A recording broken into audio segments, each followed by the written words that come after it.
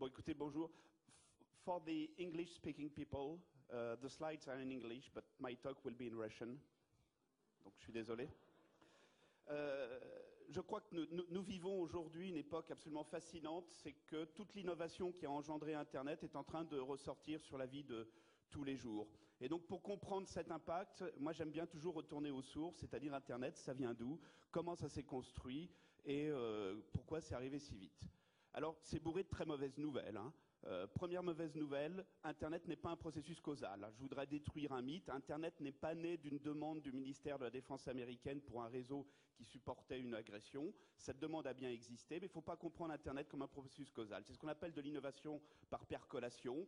Des gens qui ont une idée dans un coin, d'autres dans un autre, des troisièmes dans un coin, et puis un jour ils se rencontrent, ils se disent tiens c'est marrant, on est sur les mêmes idées, et etc.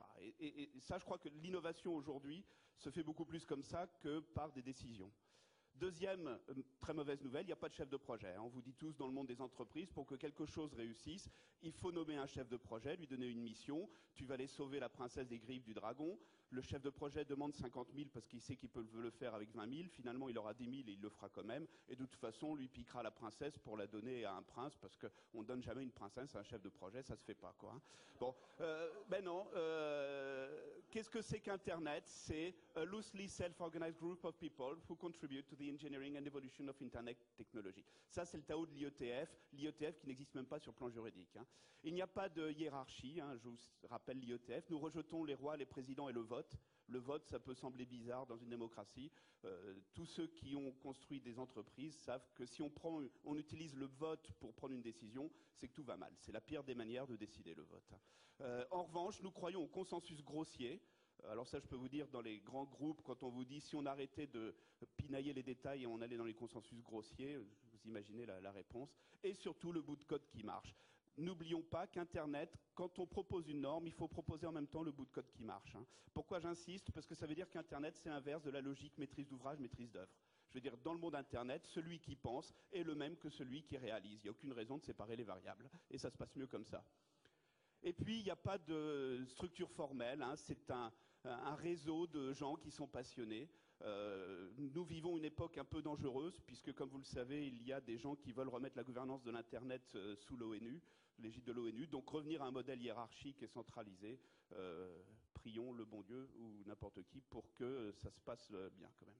Alors, vous savez, des gens qui vous disent « ouais, le monde a changé, il faut tout mettre à plat », il y en a plein. Ce qui est intéressant, c'est de voir les résultats. Donc là, on est en 69.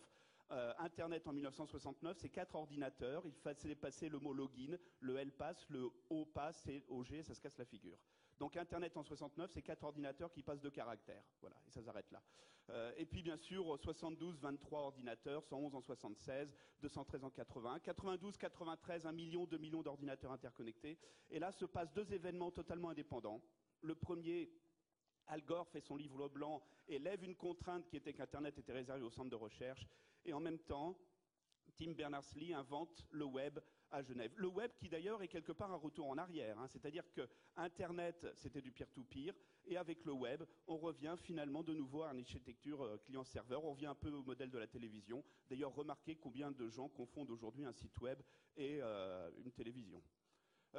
Donc 4 ordinateurs. Aujourd'hui, on est à peu près à 700 millions de serveurs interconnectés dans le réseau. Hein. Je vous rappelle que Google, c'est à peu près 2 millions d'ordinateurs. Facebook, ça doit être 60 000 ordinateurs, 60 000 serveurs, etc. Les sites web, le nombre de sites web principaux, on en est à 250 millions. Et surtout, ce qui est intéressant, c'est qu'en 18 ans, nous avons interconnecté 1,8 milliard d'individus sur Terre. Donc voilà quelque chose qui s'est fait sans chef de projet, sur la base de consensus grossier, sur la base de passionnés qui sont mis en réseau et qui a interconnecté un quart de la planète en moins de 20 ans. On peut quand même se poser la question s'il n'y a pas une relation entre le mode de gouvernance et le résultat lui-même. Et surtout, ne l'oublions pas, Internet, c'est avant tout du peer-to-peer. Si on regarde les fondamentaux de l'Internet, c'est j'accède à ton ordinateur et tu accèdes à mon ordinateur et on est en parité égale. Encore une fois, le web, et ce qu'on appelle le web 2 d'ailleurs, c'est on retrouve cette idée d'horizontalité à l'intérieur d'un paradigme client-serveur qui est le web lui-même. 3 paradigmes shifts, la communauté, l'économie de l'immatériel, le co-design. Mais la communauté, c'est quoi une communauté? C'est un groupe de gens qui ont quelque chose en commun, un intérêt, une passion, des pratiques, des projets, une culture, et pourquoi pas des employés dans une entreprise. Il y a énormément d'outils pour gérer les communautés. Bien sûr, le blog c'est la manière moderne de faire une newsletter. Le wiki, vous imaginez que beaucoup d'entreprises commencent à utiliser les wikis pour que ce soit les utilisateurs qui fassent eux-mêmes le manuel d'usage. L'audio-vidéo, parce qu'après tout, il n'y a pas que les mots pour communiquer. Twitter, qui répond à une question très précise, qu'est-ce qui se passe en ce moment? Je vous montrerai comment une entreprise utilise Twitter en interne. Et puis les mondes virtuels, qui sont, quoi qu'on en dise, un des outils de travail collaboratif les plus puissants qui existent. Demandez à des communautés de médecins, vous verrez, il y a des analyses très sérieuses qui montrent que les communautés de médecins commencent à utiliser les mondes virtuels pour faire de l'apprentissage entre eux. Alors le forum, vous vous souvenez du bug du Pentium, on était en 1994, le Pentium avait un bug. Quelqu'un s'en aperçoit, envoie un email à un tel, il avait un tableur Excel qui ne donnait pas les mêmes résultats. Je ne sais pas quelle était la réponse d'un tel, ça devait être quelque chose de genre, cher monsieur le client, nous sommes ISO 9001. Quoi. Bon, taille-toi gros con, version un tel. Quoi. Bon. Le type va sur un forum de discussion, publie sa feuille de résultats, évidemment, dans la minute, dans l'heure, dans la journée, dans la semaine. Il y avait plein de gens qui disaient, ben oui, il y a un bug, je confirme. Pourquoi cette histoire est importante? Rappelez-vous, quand on fait de la synchronisation d'ordinateurs, il y a ce qu'on appelle la connaissance individuelle, je sais. La connaissance collective, tout le monde sait. Mais surtout la connaissance globale, tout le monde sait que les autres savent. Un tel avait en face de lui 10 000 clients qui non seulement savaient qu'il y a un problème, mais qui savaient que les autres clients savaient qu'il y a un problème. Et ce qui est intéressant, c'est que c'est la grande force des médias traditionnels, la presse, la radio, la télévision, de passer à la connaissance commune. Là où Internet va un cran au-delà, c'est que seul Internet permet de passer à la connaissance globale, ce que ne permettent pas très peu de faire les médias traditionnels. Et puis tout ça, c'est devenu les réseaux sociaux. Je vous rappelle que les réseaux sociaux ne sont pas des annuaires de personnes, mais des annuaires de liens. Ce qui est intéressant, c'est qu'est-ce qui se passe entre deux personnes, basé sur cette fameuse règle des 6 degrés de séparation. Entre n'importe quel Zoulou et vous, a priori, il n'y a que 6 étapes. Qu'est-ce qui est intéressant, en quoi Facebook est légèrement différent des autres? C'est que pour la plupart des réseaux sociaux, la sémantique des liens est très pauvre. On se connaît parce qu'on est copains, parce qu'on était à l'école ensemble, parce qu'on travaille dans la même boîte, voilà, et puis c'est tout. Tandis que Facebook, bien évidemment, a ouvert ses API sur les liens et a dit aux autres, la sémantique des liens, je vous l'offre. Je vous offre les liens, la sémantique, vous en faites ce que vous voulez. L'économie de l'immatériel, qui est la deuxième grande rupture. Regardez quelques sites intéressants, c'est le Band, où des artistes déposent des morceaux de musique et où les gens viennent, la communauté vient investir, mettre de l'argent dans les artistes et après est rémunérée sur les ventes elles-mêmes. C'est le Band, c'est quand même 3 millions de dollars, à coût d'artistes qui demandent 50 000 dollars. Et c'est 3 900 artistes et 67 000 fans qui ont déjà investi dans C'est le Band. Modèle économique intéressant, Prosper, qui est un site de prêt en peer-to-peer aux États-Unis. Vous voyez, quelqu'un demande 2300 dollars et propose 14% de taux d'intérêt. Et vous voyez un peu la manière eBay, eh bien, la communauté prête à coût de 50 dollars, 100 dollars, etc., etc. Vous voyez que la personne se déshabille d'ailleurs et dit comment elle vit, etc.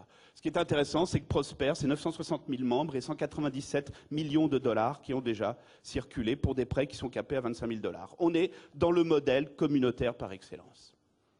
Histoire de rire un peu, ça date de 2002, pour montrer ce que c'est que la valeur de l'immatériel. 5 produits, combien ça coûte, combien ça pèse et combien ça coûte au kilo. Eh bien, le rouleau d'acier, c'est 37 cents le kilo. La Mercedes, ce n'est que 38 dollars le kilo. J'espère que les possesseurs de Mercedes m'en voudront pas, mais vous voyez, ça vaut même moins de 40 dollars le kilo. Tandis que l'or était à 9 000 dollars le kilo, le Viagra à 23 000 dollars le kilo et le Pentium à 85 000 dollars le kilo. Vous voyez, un kilo de Pentium, ça commence à avoir une certaine valeur. Mais surtout, ce qui est très différent, c'est qu'il y a 2 types d'économies. Il y a une économie de la rareté, une économie de l'abondance, on l'a vu. La grande différence, c'est que quand on partage un bien matériel, il se divise. Je prends la pizza, je la coupe en 4, on a chacun un quart de pizza. Quand on partage un bien matériel, il se multiplie. Et c'est tout le jeu de certaines personnes, de certaines industries qui restent attachées à l'ancien modèle, de s'accrocher le plus possible à une économie de rareté et d'éviter le plus possible d'aller à une économie d'abondance. Vous voyez très bien à quoi je fais allusion, parce que dans une économie d'abondance, la répartition de la valeur ne se fait pas du tout de la même manière. Tiens, pour rigoler encore un peu, vous savez, les biens virtuels, ces machins qui servent à rien, à chaque fois que je dis aux gens, vous savez, il y a des gens qui, dans les jeux, s'achètent des épées, s'achètent des godasses, s'achètent des t-shirts, etc. Tout le monde rigole, oui, c'est inutile ça. Oui. C'est 9 milliards de dollars dans le monde entier, dont 3 milliards de dollars aux États-Unis en 2009. Le reste étant essentiellement dans la zone Asie. Donc finalement, qu'est-ce qu'Internet est en train de faire petit à petit ? une espèce de changement de paradigme que je vois faire de plus en plus entre l'entreprise traditionnelle qui achète, qui transforme et qui revend, vers non pas une entreprise mais une marque qui gère une place de marché. Et finalement, peut-être pourrait-on se poser la question si l'indicateur économique de demain d'une entreprise, c'est pas sa capacité de faire circuler du flux entre ses clients ou entre tous les partenaires de quelque chose qui serait une place de marché. Si on regarde Amazon, Amazon est typiquement dans ce genre d'industrie finalement, avec le concept de marketplace, avec le concept de long tail, hein, que beaucoup de gens confondent avec la loi de Pareto. La long tail, c'est essentiellement gonfler la queue de distribution. Amazon, en 2003, a créé 800 millions de dollars de valeur supplémentaire, rien que par l'effet long tail. Troisième grande rupture, le co-design. Le client, le citoyen, le consommateur ne veut plus acheter les produits tout faits. Il veut de plus en plus participer au design des produits et des services. Rien que pour vous donner un exemple, hein, Renault a été très très strict sur la Logan, sur les photos de la Logan. Le jour dit, à l'heure dit, Renault publie ses premières photos de la Logan. Il n'a pas fallu attendre 3 heures pour avoir dans les forums de discussion la Logan Break photoshopée avec commentaires à l'appui, etc. Et moi je dis c'est extraordinaire. Vous avez des clients qui vous disent la voiture dont ils rêvent. Alors quelques exemples de co-design. Eh bien, vous voyez ici comment Dell travaille avec la communauté pour faire émerger des idées, hein, avec des systèmes extraordinaires, des processus de vote, où non seulement la communauté propose des idées, oui, mais le problème c'est que dans le cas de Dell, il y a eu 14 000 idées générées. Comment est-ce que vous faites quand vous êtes une entreprise pour trier 14 000 idées? Bon, le modèle français, c'est on embauche des stagiaires, hein, je ne vous la ferai pas. Le modèle américain, c'est on fait voter les gens de la communauté les uns sur les autres. Et donc, vous avez ici des systèmes de vote, je promeus ou pas la chose. Ce qui est important dans ici, ce que vous voyez en bas à droite, c'est que Dell a implémenté 416 de ces idées dans ses produits. Je connais des exemples dont je ne parlerai pas en France, où on fait émerger les idées, mais après, on en fait n'importe quoi. C'est comme si on disait, bon, vos idées sont intéressantes, mais elles ne sont pas implémentables. Il y a un modèle analogue, hein, c'est Starbucks, qui fait exactement la même chose, qui fait émerger des idées de ses clients. Starbucks, lui, c'est 80 000 idées qui ont été générées par la foule. Et Starbucks implémente beaucoup de ces idées dans ces choses. Le modèle Zazzle, qui est un modèle intéressant, ça commence comme quelque chose de banal, vous uploadez votre photo, et puis vous en faites un t-shirt, une mug, etc. Sauf que Zazzle est aussi une place de marché, et Zazzle vous aide à vendre votre produit à d'autres. Hein. Il y a quelqu'un qui était dans l'avion, qui avait atterri sur la baie de l'Hudson, qui a fait une belle photo du pilote, qui a fait un t-shirt avec marqué « Le pilote est un héros », il est allé sur Zazzle, il a vendu ça à des centaines de milliers d'exemplaires. C'est un exemple assez intéressant. Et puis le modèle Free Beer, qui est mon chouchou, c'est une communauté d'étudiants au Danemark qui décident qu'ils n'ont pas la bière qu'ils souhaitent, qui publient des recettes de bière sous licence Creative Commons et qui vont après trouver des brasseurs à Sapporo, en Corée, en Allemagne, à Knoxville dans le Tennessee, dans plusieurs endroits en Nouvelle-Zélande. Et les brasseurs disent, écoutez, moi ça m'intéresse, parce qu'une recette qui est faite par la communauté est forcément une recette de qualité. Et des brasseurs qui m'ont dit, j'ai compris que mon métier de brasseur allait changer, que maintenant j'allais mettre mon savoir-faire au servir de recettes qui ont été développées par la communauté. Alors moi j'ai appris, hein, quand j'étais jeune, le techno-push. Hein, c'est la R&D qui fait les produits et les services, et les vendeurs doivent vendre les magnifiques produits faits par la R&D. Évidemment, ce sont des cycles technologiques qui sont très très longs. C'est pas très sensible à la demande des utilisateurs, et le client est au bout. Et le marketing est arrivé et a dit, vous n'avez rien compris, il faut mettre le client au centre. Vous imaginez le client au centre avec une loupe d'entomologiste. Donc le marketing a dit, je fais des études de marché. Vous savez ce que c'est que l'étude de marché d'un marketeur, hein, c'est j'élimine toutes celles qui ne sont pas d'accord avec ce que je pense moi, jusqu'à ce que je trouve enfin l'étude de marché qui est d'accord avec ma théorie. Et bon, bah, évidemment, c'est très intéressant, mais c'est pas très sensible, c'est pas très innovant ça. Hein. Imaginez-vous, vous vous mettez en 1990, en 1995, en 2000, imaginez-vous faire une étude de marché. Est-ce que vous auriez eu Flickr, YouTube, Second Life, Google, Amazon, eBay? Vous n'auriez rien eu de tout ça. Internet s'est construit dans un mode de co-design, et ce qui est très important, c'est que c'est un mode d'articulation entre la technologie et les usages. Et croyez-moi, les entreprises qui ont compris qu'une expertise d'usage qui était chez les clients pouvait très bien rentrer en vibration avec une expertise technologique qui est chez eux, sont des entreprises qui arrivent à faire progresser le progrès. Le monde du logiciel, bien sûr, a été très très fort là-dedans, mais on voit ce modèle qui commence à, débarquer de plus en plus. Alors, qu'est-ce qui se passe dans le monde de l'entreprise ?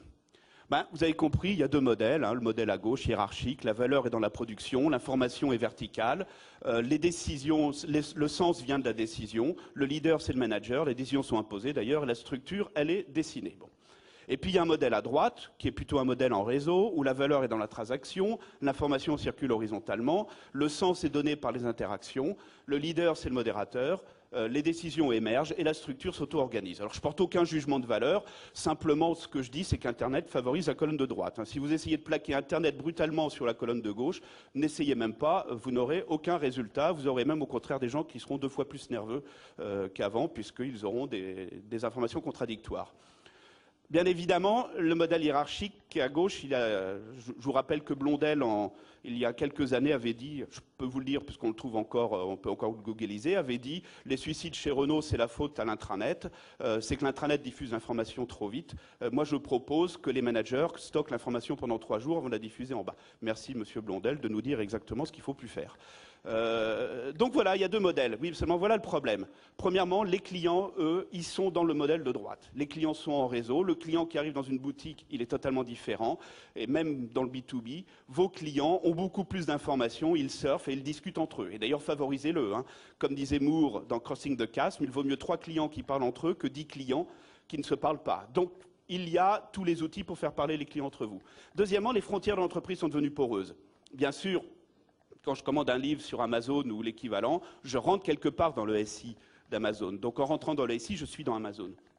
Mais comme l'a dit si bien Chris, le moins de salariés qui rentrent chez lui est 10 fois mieux outillé chez lui que dans sa boîte. Il peut aller sur YouTube, il a du vrai débit, il a un PC ou un Mac, c'est lui qui décide, il n'a pas les pare-feux et surtout il voit son entreprise depuis l'extérieur et des fois ça colle pas bien.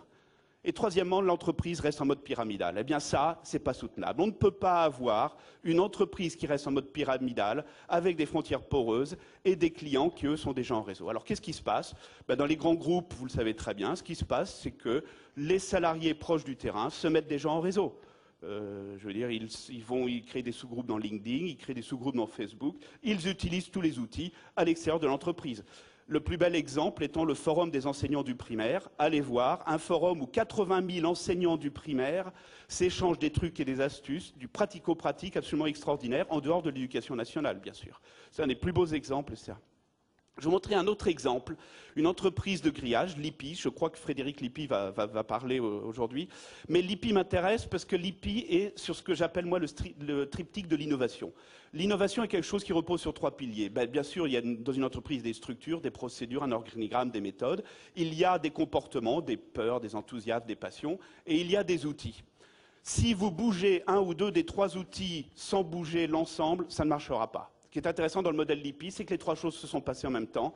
Il a redéfini le rôle du middle management sans contrôle. Il a fait un organigramme flou et un sociogramme fort. Il a changé les comportements avec de l'apprentissage. Et puis, il a introduit des outils. Je vais vous montrer comment Twitter en interne, celle-là n'était pas prévue, Twitter en interne a permis en l'espace de 10 minutes de résoudre un problème où quelqu'un a posé un problème et quelqu'un dont personne ne savait qu'il y avait la solution, quelqu'un 10 minutes plus tard a dit « j'ai la solution à ce problème ».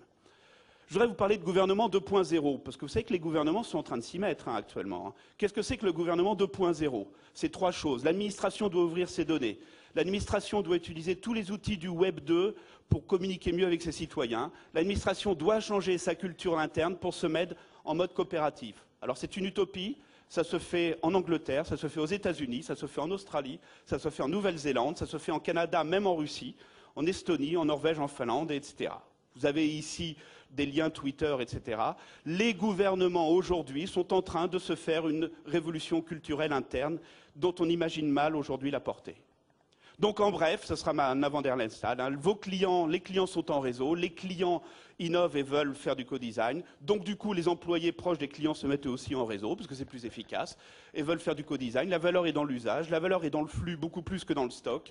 L'entreprise doit se mettre en mode collaboratif. La marque est l'actif principal, le réseau est l'outil pour gérer la complexité.